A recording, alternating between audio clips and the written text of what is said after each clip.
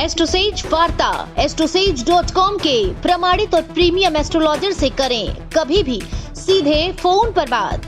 प्यार, पैसा, परिवार या कुछ और, हर सवाल का सीधा और सटीक जवाब। एस्ट्रोसेज वार्ता के जरिए ज्योतिषियों को फोन लगाएं और किस्मत का साथ पाएं। जय माता दी दोस्तों, आप देख रहे हैं दुनिया का number 1 YouTube channel AstroSage TV. मैं हूं आपके साथ शिल्पी मिश्रा और आज बात कुष्णमांडा माता की पूजा नवरात्रियों के चौथे दिन की जाती है। कुष्णमांडा संस्कृत का शब्द है जिसका अर्थ होता है कु मतलब छोटा, सूक्ष्म यानी कि ऊष्मा मतलब कि ऊर्जा और अंडा मतलब कि अंडा ही होता है। तो देवी के कुष्णमांडा रूप की पूजा से भक्तों को धन, वैभव, सुख, शांति मिलती है। देवी कुष्णमांडा की पूजा आराधना करने से भक्तों के रोगों का नाश भी हो जाता है और उनकी आयु बढ़ती है, उनका यश, उनका बल और वो आरोग्य की प्राप्ति करते हैं। देवी कुष्णमांडा की सच्चे मन से की गई सेवा, भक्ति अगर माँ प्रसन्न होंगी तो वो अवश्य आपको आशीर्वाद देंगी। यदि नवरात्रियों के चौथे दिन आप पूरे विधि विधान से अगर माँ की पूजा करते हैं तो समय पर ही आपको माता की कृपा मदस्ती नजर आ जाएगी। देवी उसे सुख, समृद्धि, उन्नति प्रदान जरूर करेंगी। जो व्यक्ति अधिकांश समय दुखों, विपदाओं और कष्टों में घिरा रहता है वो माँ की उपासना जरूर करे, क्योंकि माँ की उपासना से सभी कष्ट से जो है उसे निवारण मिल जाएगा। पूजा अर्चना करना बेहद जरूरी है, लेकिन सही तरीके से, सही विधि विधान से। तो कैसा होगा सही विधि विधान, किन मंत्रों का करना होगा जाप और इन सब चीज़ों के साथ महत्व और कथा सुनाने के साथ ही साथ आज एक खास जानकारी मैं आपको ये भी देने वाली हूँ कि आप माँ के दर्शन अगर करना चाहते हैं, माँ कुष्णमांडा देवी जो देवी का स्वरूप है, जिनकी पूजा चौथे दिन की जाती है, उनकी उपासना करने के लिए, उनके दर्शन करने चाहते हैं तो साक्षात आप कौन से मंदिर में जाकर माँ की उपासना, माँ की पूजा कर सकते हैं, ये खास जानकारी मैं आज आपको अपने इस वीडियो में दूंगी। तो नवरात्रियों के चौथे दिन माँ की पूजा करनी है तो क्या शुभ मुहूर्त होगा, सबसे पहले ये जान लेते हैं। अश्विन माह के शुक्ल पक्ष की चतुर्थी तिथि का प्रारंभ 19 अक्टूबर के दिन सोमवार को है। दोपहर 2:11 से शुरू हो रहा है, जो 2 अक्टूबर दिन मंगलवार को प्रातः 11:21 तक चलेगा। ऐसे में माँ कुष्णमांडा की पूजा अर्चना मंगलवार की सुबह होगी। माँ कुष्णमांडा का नाम आखिर क्यों पड़ा है कुष्णमांडा, ये जानना बेहद जरूरी भी है आपके लिए, क्योंकि आप माँ के भक्त हैं तो माँ की हर जानकारी हम आज आपको देंगे।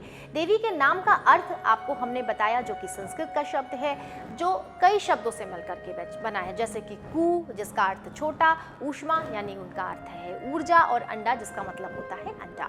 इसके अलावा माता को कुम्हंडे की बलि प्रिय भी कहते हैं। संस्कृत में कुम्हंडे को कुष्णमांडा कहा जाता है, इसलिए माँ दुर्गा के इस स्वरूप की देवी कुष्णमांडा के नाम से जानी जाती हैं।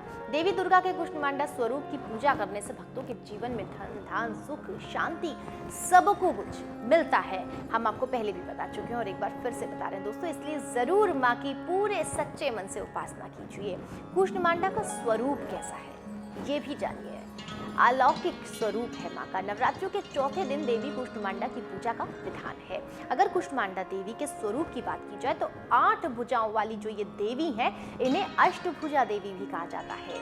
देवी ने अपने 7 हाथों में कमंडल, धनुष, बाण, कमल, अमृत से भरा कलश, चक्र और गदा धारण किया हुआ है। इन्होंने 8वें हाथ में जाप के लिए माला भी डाली हुई है। कुष्णमांडा देवी सिंह के आसन पर विराजमान है। माता के बारे में ये भी कहा गया है कि वो सूर्य मंडल के अंदर निवास करती है, इसलिए सूर्य मंडल के अंदर यदि कोई वास्तव में रहने की क्षमता जो है रखता है, दिखा सकता है, तो वो सिर्फ और सिर्फ देवी कुष्णमांडा ही है।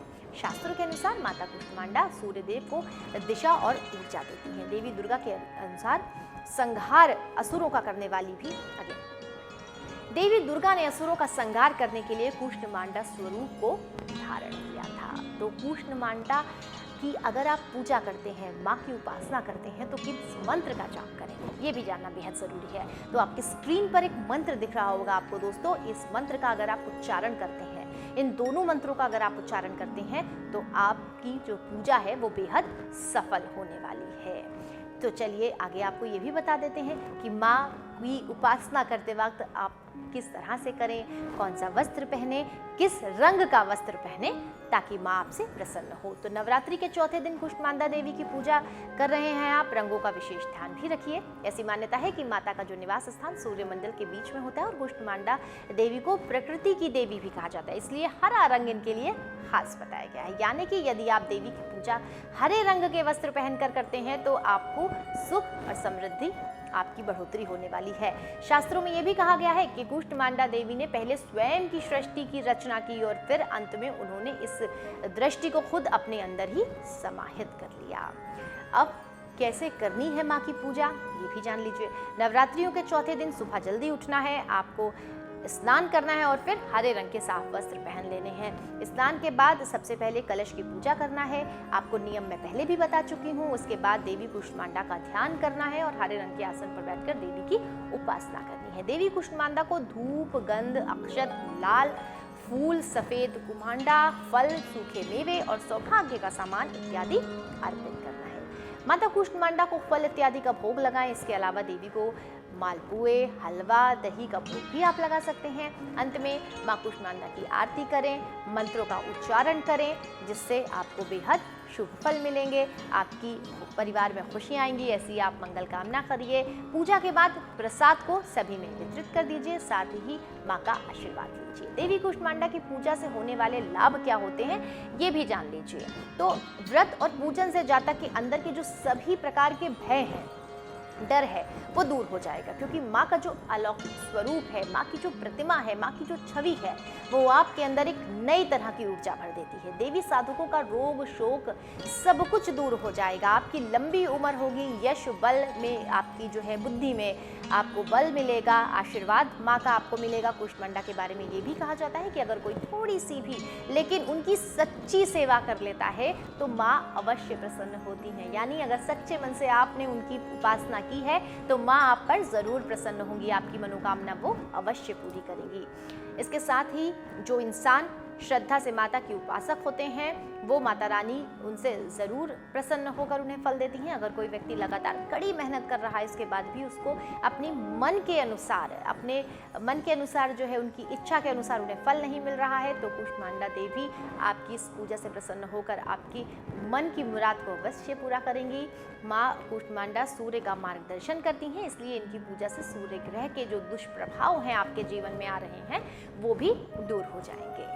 इसके साथ ही मैंने आपसे पहले ही कहा था कि आज मैं आपको ये भी बताने वाली हूँ कि अगर आप साक्षात माँ के दर्शन, माँ कुष्मांडा के दर्शन करना चाहते हैं तो आप कहाँ जाएं, क्योंकि माँ के इस स्वरूप का मंदिर आपको कहाँ मिलेगा। तो चलिए ये भी जान लेते हैं। काशी इकलौती ऐसी नगरी है दोस्तों जहाँ पर सभी 9 देवियों और 9 गौरियों का अलग अलग मंदिर है। नवरात्र के अलग अलग दिनों में यहाँ पर माँ के श्रद्धालु बहुत भारी मात्रा में उमड़ते हैं। शहर से करीब 40 किलोमीटर दूर घाटमपुर तहसील में माँ कुष्मांडा देवी का लगभग हजारों साल पुराना एक मंदिर है और जो है यहाँ पर दर्शन करने के लिए, माँ की जो है उपासना करने के लिए भक्तों का तांता लग जाता है। तो आप अगर जाना चाहें तो आप भी जा सकते हैं और माँ के दर्शन कर सकते हैं। बाकी हमारी विधि के अनुसार आप ज़रूर पूजा करें, माँ आपसे अवश्य प्रसन्न होंगी। हमारे वीडियो में दी गई जानकारी आपको अच्छी लगे तो उस वीडियो को ज़रूर लाइक करें, साथ ही इसे शेयर भी करें।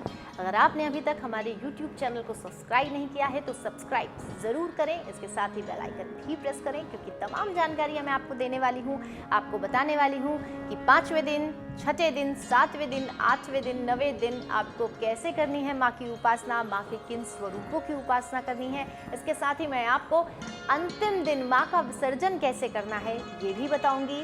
तो ये सभी जानकारियाँ आप तक समय पर तभी पहुँचेंगी जब आप हमारे YouTube चैनल को सब्सक्राइब करने के बाद उसका बेल आइकन प्रेस करेंगे। दोस्तों आप खुश रहें, मुस्कुराते रहें, हंसते रहें और स्वस्थ रहें, मैं बस यही दुआ करती हूँ। जय माता दी।